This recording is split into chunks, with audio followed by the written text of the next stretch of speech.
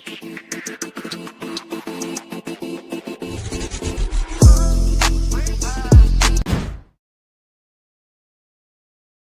right. All right. First of all, Starting. we have Phyllis here, Tracy's here, Debbie, Trish. Did you promo it? Of course. What? Did you promo it to No, say? I didn't. Well, we have so much going on. I didn't have time. So please, guys, I know you're in here early, but if you could share this, share the link with all your friends and family. Erin's here, Donna, wonderful. Cheryl made it, great. Cheryl, I got your message about the private shows. So we'll next time we do one, then we'll show those pictures. Stella's here. All right. So listen, Gene. So much happened today. I know. Many people. Daniel's here. Debbie made it great. Many people don't know that Microsoft a little while ago signed a 20-year deal to reopen 3 Mile Island, the nuclear power plant in Pennsylvania. Okay, they did that to get that going up again, so to supply power for these AI data centers. The other thing is now Microsoft just signed in Texas a 20-year deal with Chevron, right, to supply natural gas power to another super AI data center. And then, because nobody's talking about this, right? I know. Everyone's still talking about Tulsi Gabbard's feet or whatever the hell it is. So now the next thing that happens is because President Trump felt that the far right was getting too anti-AI and artificial intelligence is needed for our national security. So the White House posted a Q post on the official thread, and there it is, talking about quantum technology. Now, for those that don't know, quantum technology is like a supercharged AI, and it can literally process 1 trillion data points within a second. And we guys, so you guys know, we've been talking about this a very long time. When we heard about this, we're like, we got to find where we put these in our magazines. By the way, if you get a George magazine subscription, you can like browse through with us, because like we talked about this already. And the other thing about this, Dave, we have been the ones out there telling people AI is good, but it's not just about chatbots. Right. Seriously, I'm telling you, like with it, I go, okay, I got a 7-pound chicken. How much do I bake it for at $3.50? And they'll figure it out for me. But it's not all about that. It's about national security, which we've been saying this for a long time, medicine and so forth. And this, by the way, it's already been lit up all over the internet. But this is an official White House. Yeah. And the president has already did a press conference on it for an executive order signing. So right. There's a lot for quantum technology. Now, bear in mind, the hucksters out there are promoting the quantum financial system, and quantum this, quantum that. That's all baloney. Right. What's true is quantum technology, and that is, it's like a supercharged AI. Put it and I you know what? If you go back to some of my older shows, Space Force, the budget for this was from Trump 45. The budget was put in with this. And the best way I can describe it with Space Force is that when a certain country already did this, we couldn't keep up with them. It's the difference between mopeds and motorbikes. It's a tremendous speed difference. And without this, we can't, the United States can't function as in cybersecurity and a lot of things. Right. Think about the outreach of this. Not only, and we'll get into how your wearable products are capturing health data and helping doctors make decisions and so on. But think about a hospital where blood tests are being run, x-rays are being taken, all of that is happening, and you have a supercharged AI that can assist doctors in diagnosing, but diagnosing better than just the doctor by themselves. Right. Now, To Dave, medical what do you, breakthroughs and so on. Yeah. let's just break into it. Why do you think this all happened? That they posted it this way with like I mean, it looks like a Q post from 8chan. Of course, it's the White House. Why do you think he did this, or what's going on behind this? Oh, I think he did this for the very simple reason that many in the Q, the Anon community were getting drawn into the anti-AI huckster gang, where AI is bad, we can't have data centers, none of that. So the president and probably Dan Scavino posted that to let everybody know that, hey, come back into the fold. AI and quantum technology is super important. Again, guys, you know what? How many times, and we'll talk about it again today. Do you realize that we are in the forefront? This is George Magazine, Dave Blaze, and myself, the forefront of letting you know what's coming up. How long we've been talking about these things with this? Yeah. Really quick, I know there's a lot of people here. I get it if it's the first time you've seen it. When we get to segment 6 today, guys, it's going to have the debut of part 2 of a 4-part series on Covfefe. So just understand that it's coming later today. Yep. There's that. We got a great video on, like I said, the wearable tech and how that's helping people with their health. We have such great segments coming up on this, all from today's dispatch, by the way. Right. And I want to thank everyone, and we're going to talk a lot today. Okay, so before we get going, I know one more thing.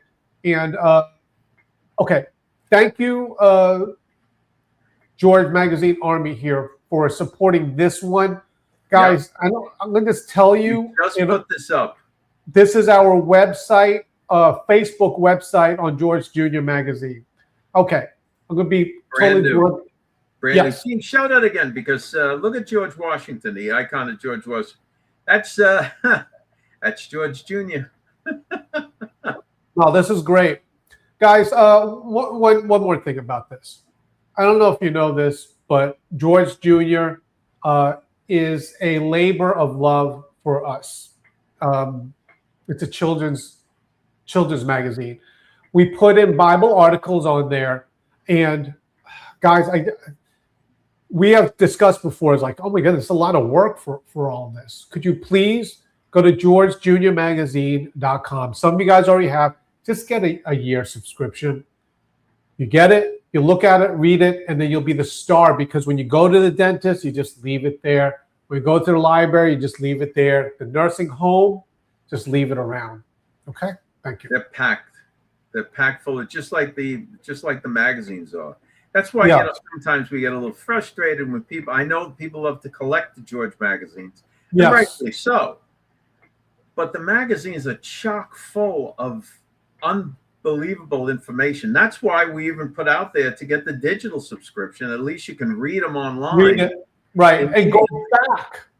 Go back. You can go back through all 44, soon to be 45 issues. Okay, Dave, let's get going here with this show. There's so much. And guys, don't forget, stick around. Segment 6, I believe it is. We're going to debut, and you won't want to miss it. The part 2 of 4, Covfefe. Okay, you ready? Hold on a second. Tammy's here. Mint Julep's here. I like Mint Julep. We got a bunch of people rolling in. William's here. I said hi to Daniel. Nancy's here. Jill. Let's see. Dory Marie. Kevin. All right. Larry made it. Good. Lori Reynolds. All right, listen, Stella. If I miss anybody, don't be mad. The thing's going pretty fast. All right. All right. Here we go. Let's start with this batch. Dave Blaze, the lead story on the Dispatch: 8 common food preservatives linked to higher risk of high blood pressure and heart disease. As you see, when it comes to the dispatch, we're very, we talk about health, politics. We always have a devotional, elections coming up. But this one, you put Dave Blaze #1 on it today. Any reason, or you just think that? Yeah, because as you'll see, they'll talk about they'll hide it under the term preservative, or it doesn't turn the food brown. It keeps the food from turning brown. Whatever it is, it all boils down to sodium and the effects on your body of all the sodium that's in the foods. Okay. One of the things, and I'll be honest with it, because I told Dave, I said, almost everything I eat is all natural. I say that all natural is from my farm. Okay, yeah, with a bucket. He eats all natural from his farm with a bucket of salt. Don't let him fool you. It's all natural. It's salt is that. Arsenic is natural too. Well, I say that because I just don't. I forget how much I drown my food with. Do you like Tangs? Not Tang, the drink. Did you ever have Tang? I've had Tang. What are you talking about? It's Tangs. It's like a Chinese. You open. You know what I'm talking about? It's like the sauce. You open it up, and it's like. You mean soy sauce? No, not quite soy sauce. It's like Tangs. Anyway, it's like Szechuan sauce, and you got classic sauce. Okay, I'm sure it's loaded with sodium. That's what I'm thinking. So I'll watch it. Really. All right. So this is what's going on, Dave. 40 seconds. Here we go. A major French study tracked the dietary habits of more than 112,000 adults for up to 8 years and linked several common food preservatives to higher rates of high blood pressure and cardiovascular events. People who consumed the most non-antioxidant preservatives used to prevent mold and bacteria growth had a 29% greater risk of hypertension and a 16% greater risk of heart attack, stroke, and angina, according to the results. Those who consumed more antioxidant preservatives used to keep foods from browning were also 22% more likely to develop hypertension. See all the stuff. Say it's too much salt.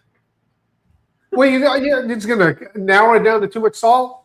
Those that consumed products that had more were they crazy?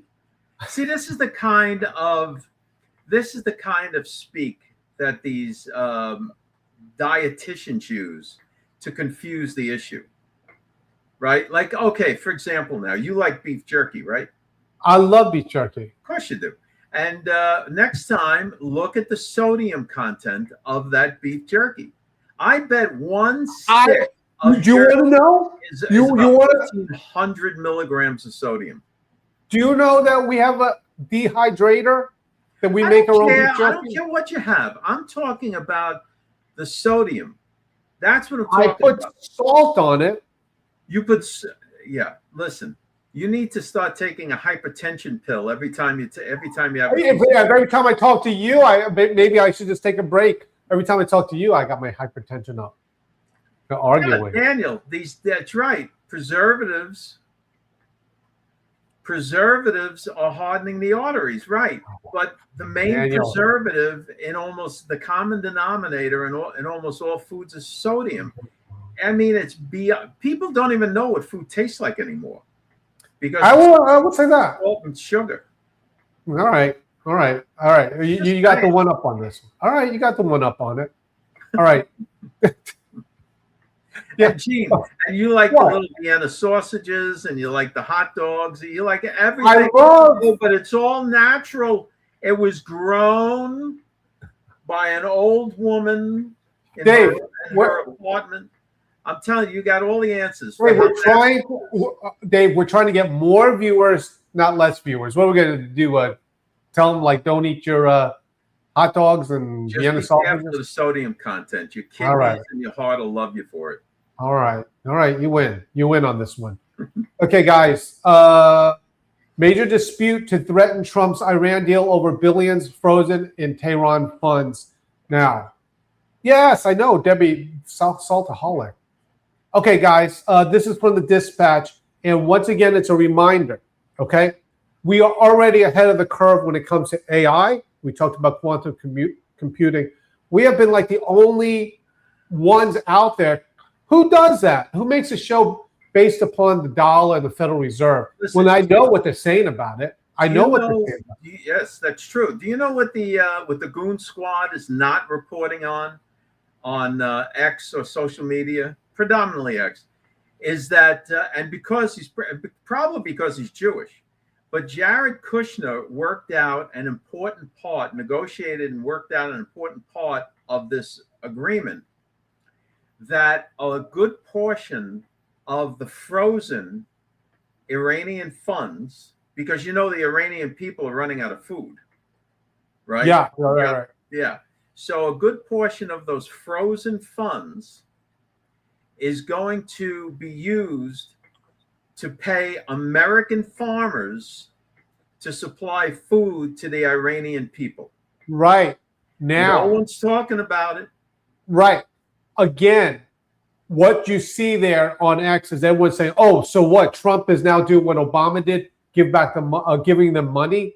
This was frozen funds. That's the importance of our banking system, our evil banking system. I say that, of course, tongue in cheek. But who does that? Everyone who's MAGA here, all right?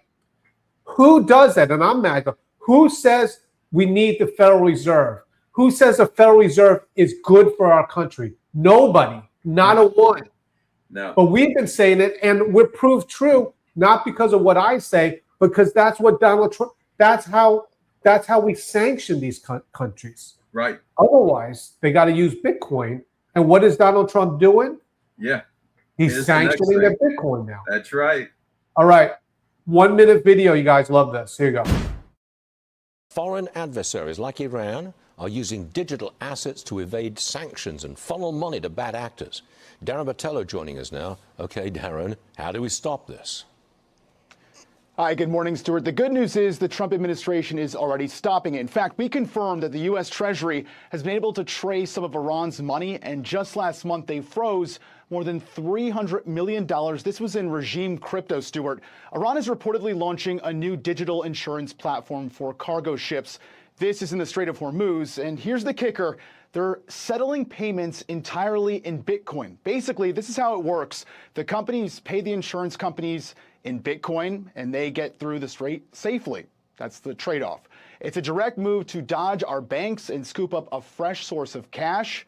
And this covers a much larger shadow economy. New estimates from a threat detection data firm show Tehran is sitting on a crypto pile worth a staggering $7.7 billion. Right. And I want to say this, and I'm not naming names, because if we do name names, it's with Kash Patel and his FBI agents. But some of these people are getting paid to propagandize in Bitcoin.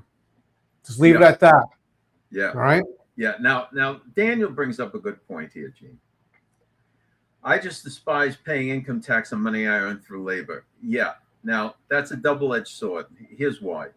And I agree with that, because when you're trading a part of your life in your labor for your wages. So that's the barter, right? So that transaction should not be taxed. But that's also hooked into the Social Security system. So the less that you quote unquote earn, if you're an entrepreneur or a small business owner, the less you earn, then when it comes time that you're looking for, maybe the business didn't work out, or it's time to retire, and you're looking for your Social Security, and then you're going to see that Social Security isn't all that much because you were not declaring all that much for so many years. So there's a up and down with that. But I agree with that. I think that your labor for the money, that's your barter. So that I agree with. But that's not up to the Federal Reserve. The Federal Reserve is there to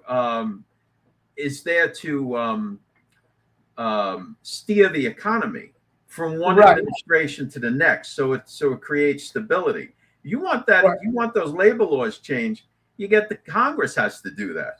Yeah, really quick, and I know you guys are sick of hearing me say this, but we don't make the rules. When I say we don't make the rules with the dollar, other countries, China, when they trade with Iran, you realize that they're trading, well, before the sanctions, they're trading in US dollars because everyone trusts the Federal Reserve and not a specific regime, politician that's saying, oh my goodness, we got to raise interest rates or lesser interest rates, whatever.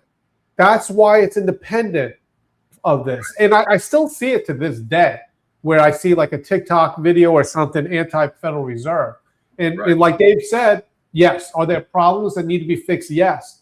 But this is the propaganda that's going out. And I'm a MAGA person out there, which I've been there. Oh, Federal Reserve. Oh, you guys are, oh, you're talking about the Federal Reserve? It's not. It is something that's a necessary tool for Donald Trump to keep these people in line. When I say these other countries, regimes. Okay. All right. You ready to go? You want to talk AI, right? You want to do that? Okay. Here we go. This one right here. Stop fearing AI. How perfect, by the way, is this? How smart tech with AI is giving seniors the ultimate superpower to age at home. As a reminder, this is from the Dispatch. We see a lot of new people here. There's a lot of people here today. Yes, and thank you. If you want, can you take that down for a second? Yeah. Let me just address Jill's thing here. She is I am on Social Security because I was a stay-at-home mom for years to raise my children. What I receive isn't enough to live on.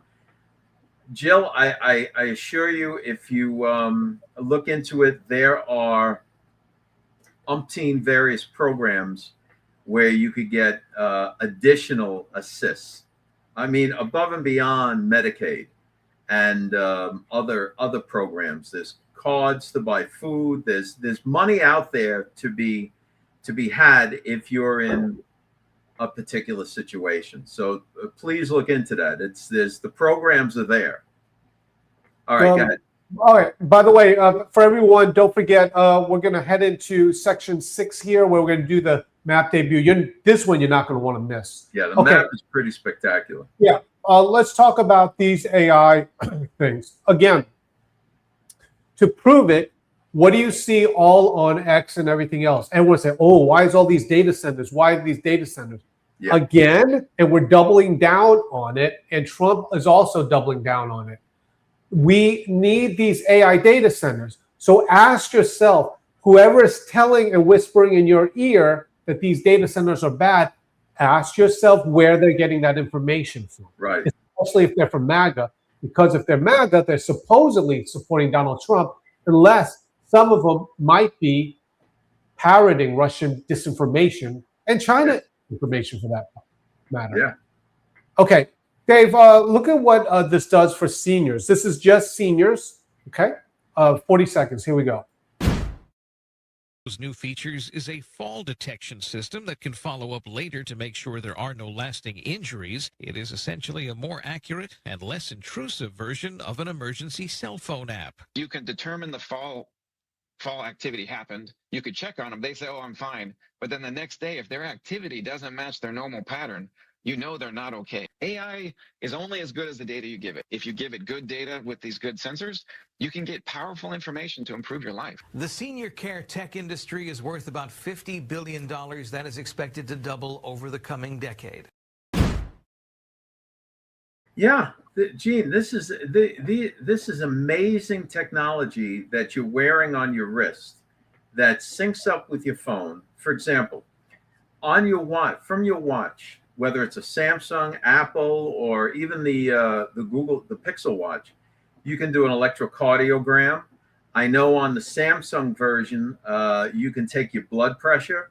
You can it'll detect if your pulse has stopped, or if you're under a high stress situation and give you an alert to sit down and calm down. There's all sorts of things going on now with this health tech. And then, like the guy said in the video, let's say you happen to take a bad fall, and you respond to the prompt that, okay, I'm fine, but then the next couple of days your activity level is way down, that's a sign that you're not fine. And then you'll get prompted, maybe you should see, maybe you should call a doctor, maybe you should, see somebody. Right. They'll keep checking on you. Remember, when it comes to this, because the propaganda on the far right, this is the MAGA people, which is really parroting propaganda from other countries. Oh, everything's AI is bad. The data centers are bad. This is more than just chatbots. We've been telling you this, and we've been in the forefront of this. This book, which is an ebook, is not just information, but it's constantly being updated if you get the updates on it. But the important thing to remember is you have to understand how to use it. Yeah. Because it's not like let's face it, guys, there's no lesson in Google, right? Google, all it does is you type something in and it gives you links, and then you got to go find the information. Great technology, but there's no learning curve. Right. When you type into this, it is a learning curve because it's the better information to get the better answer on how you're doing it. Right. Right. Oh, and also when you're working with AI, it's different than if you're. You have to be specific when you're writing a prompt. Well, all of that is explained in the Ageless Tech book and the updates. We explain it all, how to do it in various situations and so on. Okay, you guys are going to love this thing that really happened yesterday, because our car did not start. So my wife's car did not start, and I gave it the jump right from the car, and I typed in AI what the problem was. The whole thing. Is it the starter? Is the alternator? Is the battery? Turned out, through understanding what to put in, what the problem was? These new cars, when you leave the door unlocked, and I hate to even be like this, if my wife's doing something and she keeps the fob in there, it drains the battery like that. So basically, all this stuff, well, there's your problem. But you know how long it took? This is like the second trip before that we were in the dealership to try to figure out why the battery was draining. Who knew? The car requires you to lock it. Otherwise, the computer's still running in there, making whatever. Okay.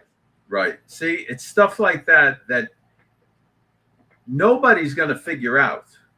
Right. Right. Because the guy at the shop, the guy at the dealer, the mechanic is there to make money. He's on a quota, right? So he's not going to tell you, did you leave the key fob in the ignition and just turned it off and then got out of the truck and all of that? Did you leave it there like that for a couple of days?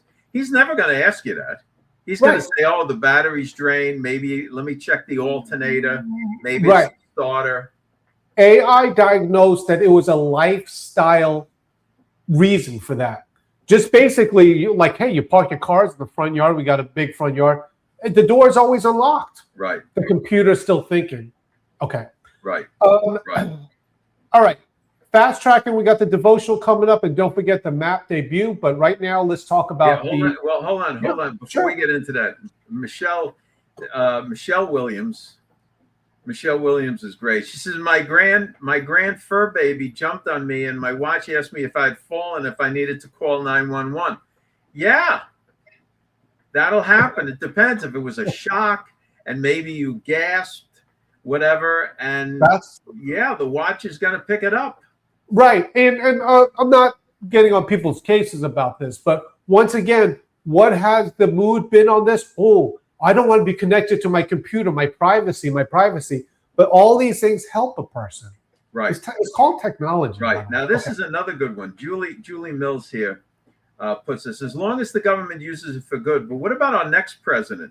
Is he or she going to use it for good? And that is the million-dollar question. And this is all part of our president right now, Trump's agenda. And that is to set the stage so that we can have continued growth for an extended period of time. I love that, because when she said that, we didn't argue. Oh no, it could never. No, it can be abused. It can be abused, all this stuff. Sure. So that's the whole thing, and that's what makes it very frustrating when these people on X are, oh, you're not doing this, you're not doing that. It's all like everybody has their own little petty, their own little picayune agenda.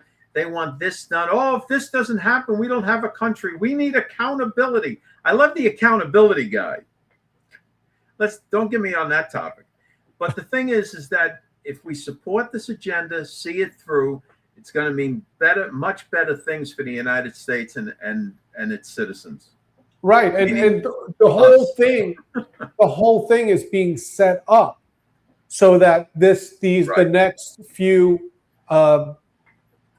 presidencies and government is tied in with a pro-Trump agenda.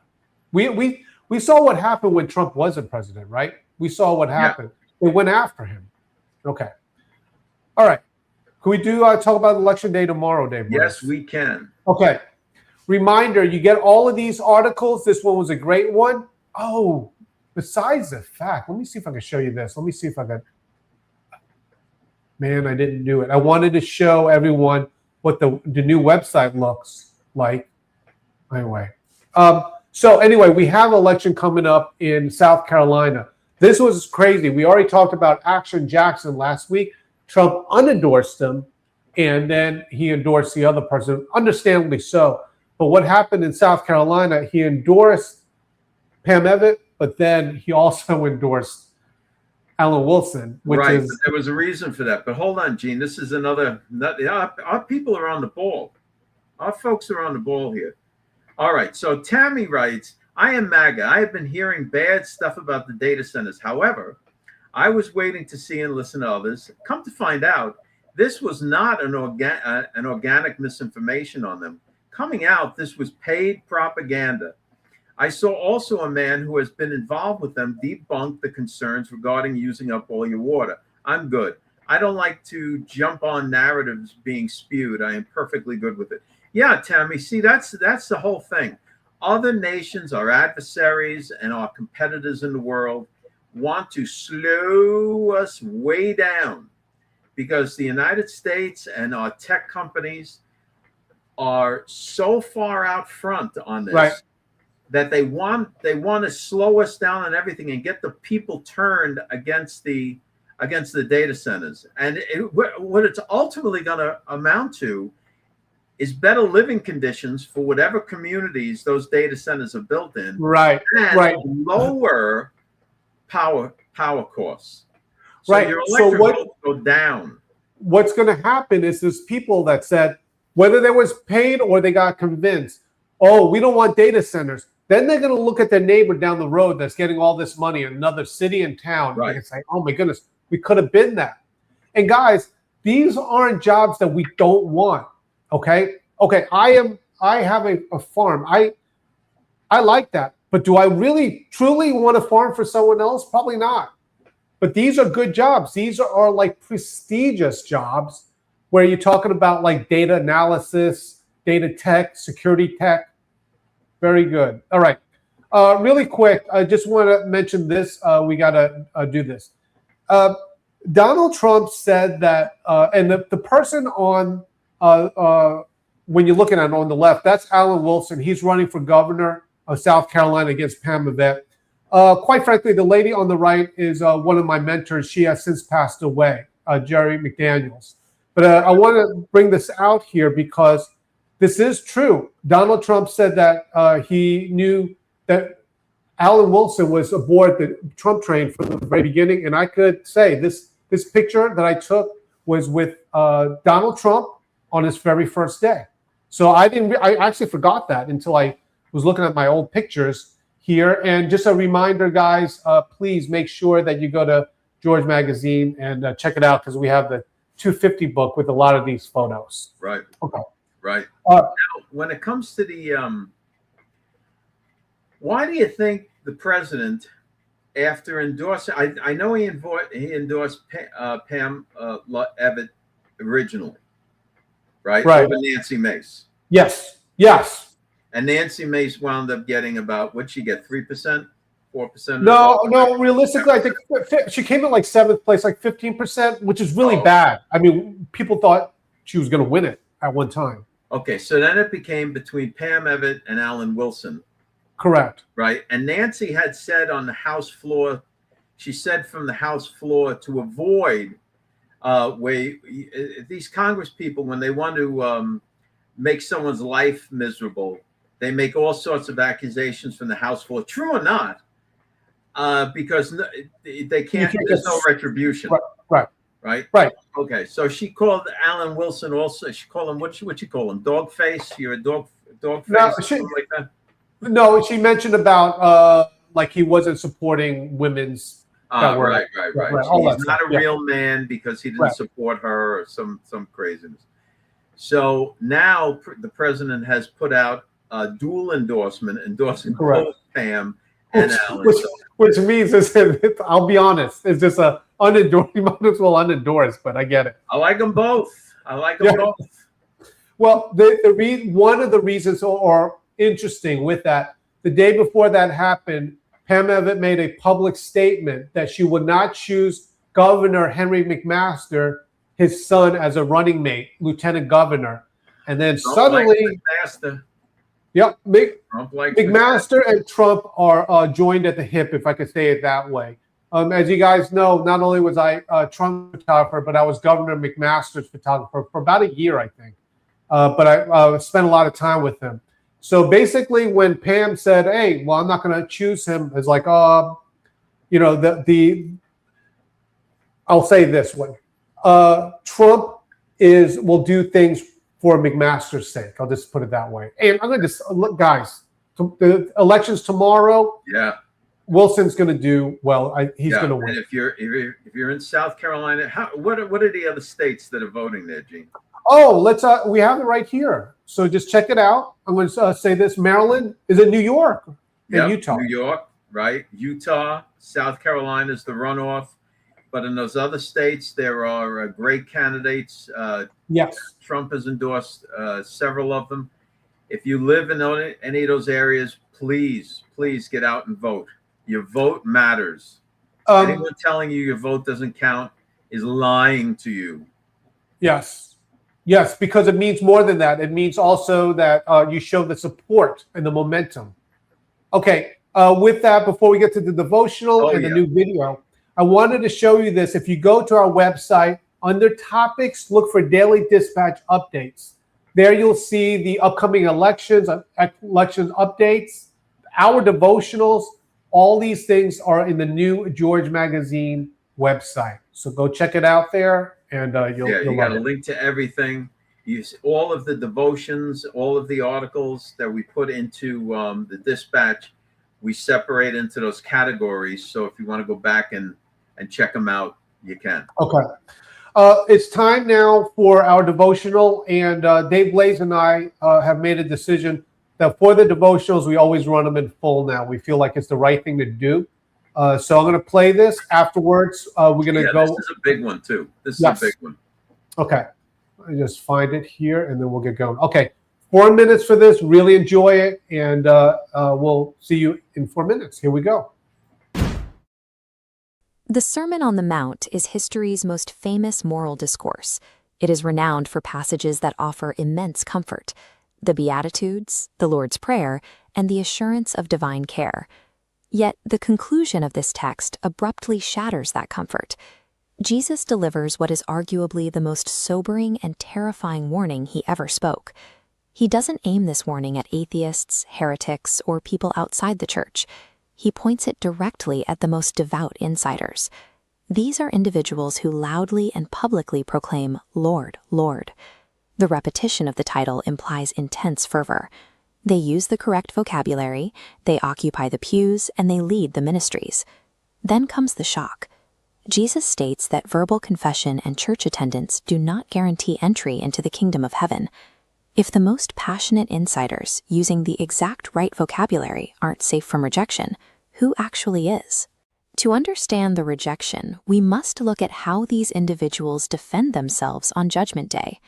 Jesus frames this moment as a final courtroom plea, where many stand and present their case. Their defense relies entirely on their resume. They remind the judge they prophesied in his name, cast out demons, and performed wonderful works. Notice the caliber of these acts. These aren't lukewarm attendees. These are high-profile spiritual superstars engaged in stunning, visible acts of ministry. Here we find their fatal assumption. They trusted in their performance. They assumed because God used them to perform miracles and benefit others, their salvation was secure. Human metrics for religious success, scale, visible power, and public reach, prove to be invalid measurements for spiritual security. Jesus replaces those human metrics with a rigid requirement, genuinely doing the will of the Father. The biblical text is clear that salvation is achieved by grace alone, existing as a hidden underground root separate from external actions. A saving faith alters the believer's nature, creating a desire to submit, pushing upward into visible action. Compare this outgrowth against the superstars. They possessed flashy public works, but they lacked the daily, private fruit of submission to God's will. To claim Jesus as Lord while living in consistent, unrepentant disobedience is a profound self-delusion. Obedience is never the root that earns salvation. It is the inevitable fruit that proves a heart has been transformed. This leads to Jesus' final response to the spiritual superstars. I never knew you. Depart from me, ye that work iniquity. Listen carefully to what is omitted. Jesus never denies that they performed actual miracles in his name. He only denies knowing them. This manuscript records the Greek word Jesus used, ginosko, which identifies the nature of his rejection. Ginosko doesn't mean a lack of intellectual awareness. It signifies the absence of an intimate, covenant relationship. Their impressive public cries of "Lord, Lord" were a masquerade. The performance covered a private life characterized by lawlessness and iniquity. The tragedy of the condemned is how they spent their lives. They expended massive energy doing things for Christ, but they never actually surrendered to Christ. This passage demands a severe self-audit. It asks us to look past our church attendance and examine the true foundation of our own spiritual assurance. Are you relying on a resume of religious activity, or are you intimately known by the King through a life of trusting obedience? See, and that's the whole thing. You have so many people that talk about, the Spirit was moving in the church today, and this and that, but there's never, first of all, they never tell you what to believe. It's always believe the impossible, believe this or believe that. But then there's never the at-home submission to Christ. That's the hard part. These are, okay, just saying, like, who do you know? I could probably name a few, I'm sure. Who do you know that has cast out demons like that, where they done that? But even something like that didn't assure it. Even though they did it, didn't assure it. That's a big one right there. Okay. Well, not for nothing. This is what the Lord was accused. The Lord knew that the Pharisees were doing that as well. That's why they accused him of casting out devils under the power of Beelzebub, because that's what they were doing. Right. All right. Guys, thank you so much for watching that with us. Again, you guys know this. George Magazine is a secular magazine. This is a secular show. We talk politics, food, and everything. But this is one of those things that we feel like we are not ashamed of the Lord Jesus. And so we put it in full, and we really do feel we will be blessed for it and reach out many people. Okay, guys, let's have some fun here. We have this is the map. Come on, Dave. Yeah. Okay, you could go to George Magazine and see this. Also go to projectlookingglass.org. Yeah, you can see that. But we've been working on this 4-part series. Now, crazy, when we did the first part about a week ago, look at what just happened, and you'll see it in the video. in the news within the week of part 1 and part 2. How about that? We're going to put this on Facebook and all these other in just a little bit, but you guys get to see it first. But think about it. Between part 1 and part 2, look at what was in the news. Okay. It's unbelievable. Yeah, here we go. 2.5 minutes, and just stick around. You're going to love this. Here we go. All right, today we're going to get both Spooky Dookie and talk about Covfefe, and this is part 2 of a 4-part series. If you missed the first one, we talked about right here, and notice it says the Black Horse Famine. Right there. What's there in that exact spot? That's Congo, and what happened? Look at all the people starving there in Congo. Now, flash forward, let's talk about Covfefe, because since we came back with George Magazine about 4 years ago, the relaunch, what have we been doing? We showed this t-shirt, and notice when it says Covfefe, what are we related to?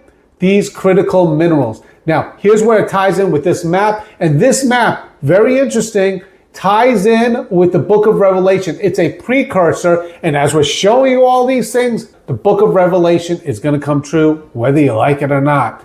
Now, here's the thing. Right here where this is, how does this tie in with Covfefe and cobalt, for that matter? This is where cobalt is found. Now, the timing is very curious here, and the most important part, because this map came out about 6 weeks ago. What happened after that? What was in the news? Look at what Forbes magazine said. Why China's critical minerals strategy leaves the U.S. behind. And the important thing, look at that date. This came out June 4th, after this map already came out. Now, here's the thing. What did it talk about there? It talked about cobalt, and it talked about Congo, exactly here on the map. Now, remember the timing. That was in June after the map came out. But we already talked that this was going to be a 4-part series. And what just happened 3 days ago? What did Donald Trump do as part of the G7? What did they talk about just 3 days ago? Look at this right here.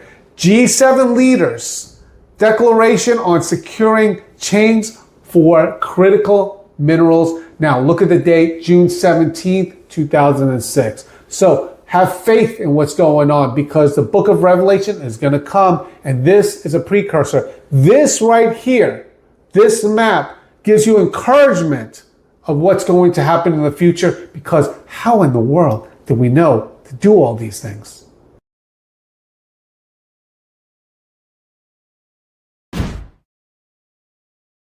Now, just let me say for real quick, that was amazing.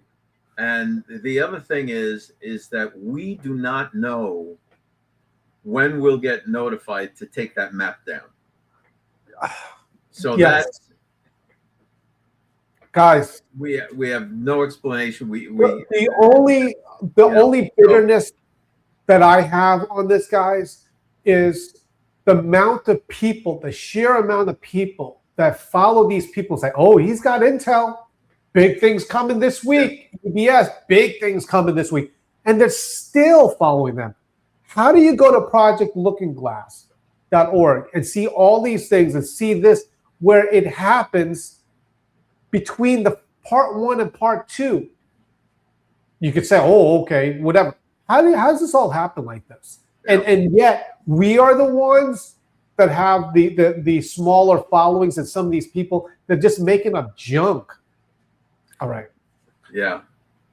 All right. So anyway, thank you so much for watching that. We got 2 more. You know, Gene, if we wanted posts that have a lot of views and all, we would do the same thing. We would write tomorrow's the day, and that would be the post, and it would get 500,000 views. Yeah. We're not going to do that. Hey guys, we've done that before. We had a lot of posts, but like it comes a time where it's like, okay, you know what? We need to give real information, and then the people that do follow us, what we do, they are encouraged, and then they will share what we share. So anyway, all right, 2 more segments here. Let's just go through them. This is in the Dispatch. MMA fighter helps nab Florida University student leader in suspected child predator sting. Now, originally, Dave, when I first saw this, I didn't realize this. I thought this was Operation 17-2, which, by the way, nabbed one of the musicians that played with my son at Bob Joyce's church, who is now in Illinois, already convicted. So this is not any, like, this is with a child sex crime through one of these things. The thing with these guys is, like you said, that the other guy, this particular guy in this article, no one's ever heard of them. Right. These are the people that are actually on the ground doing this work and creating, setting up stings and so forth. Right. They are doing the good work on the ground to protect real children.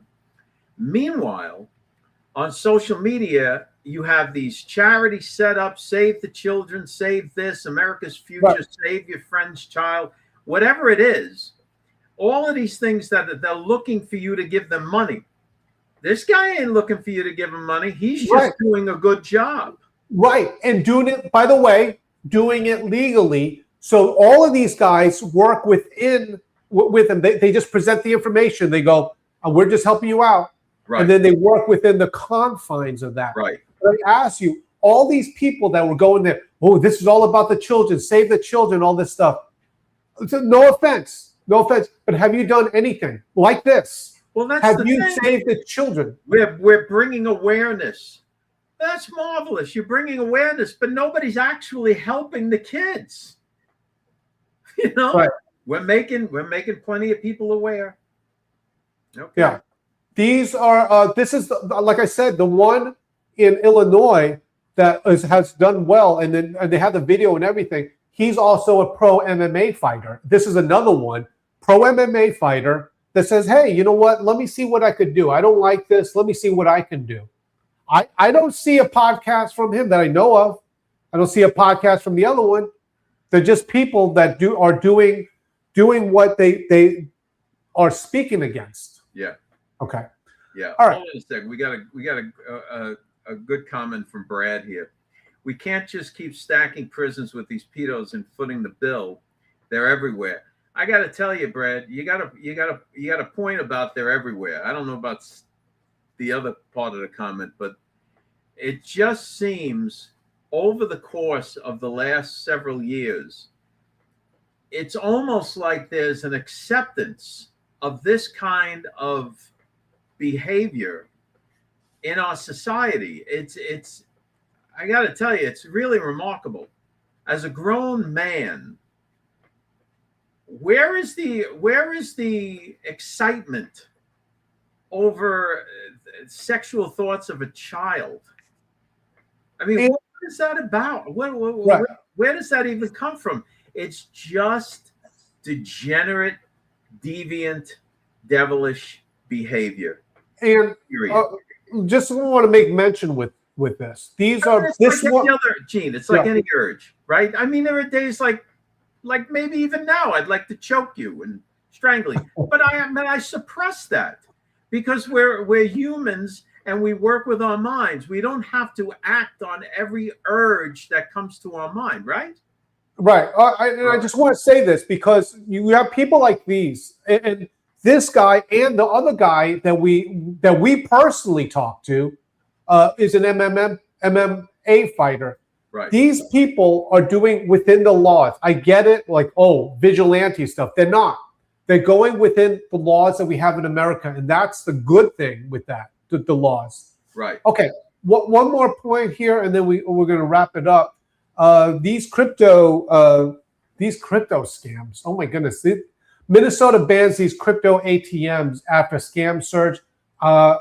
Cursory look, I found two other ones, but this is another discussion because this is preying on a lot of the elderly with this. Yeah. Okay. Well, that's who it preys on. It preys on hardworking people that might not know any better, and older Americans that would never expect a phone call like they get. Yes. Okay. 40 seconds, then we'll wrap up the show, but this is worth it. Here we go. If that's somebody telling you not to hang up. Don't put in any more money. They are scamming you. I promise you. Scammers are ripping people off using crypto ATMs across the U.S. But Circle K is Bitcoin Depot's largest corporate partner. CNN and ICIJ reviewed more than 150 cases of scams using crypto ATMs inside Circle K's. 30 Circle K employees tell us they know about the problem of crypto scams, and some even alerted their management. The retailer has kept the machines in its stores. Okay, so everybody's clear on this. It's not the fault of the ATM machine. That's not where the scam is. Gene, you want to tell the folks what the scam is? Yeah. So basically, I'll say it this way: they go up to some older person. I just say older person, but it could be anyone. We have a warrant out for your arrest, but it'll help you if you pay up this past thing, so that you don't go to jail. We just need $5,000, and they're like in panic, right? And then they say, okay, this is what you do: go to the place or Circle K or whatever. Put it in your money into this machine, and they'll give you a Bitcoin card or QR code or whatever. And then you give it to them.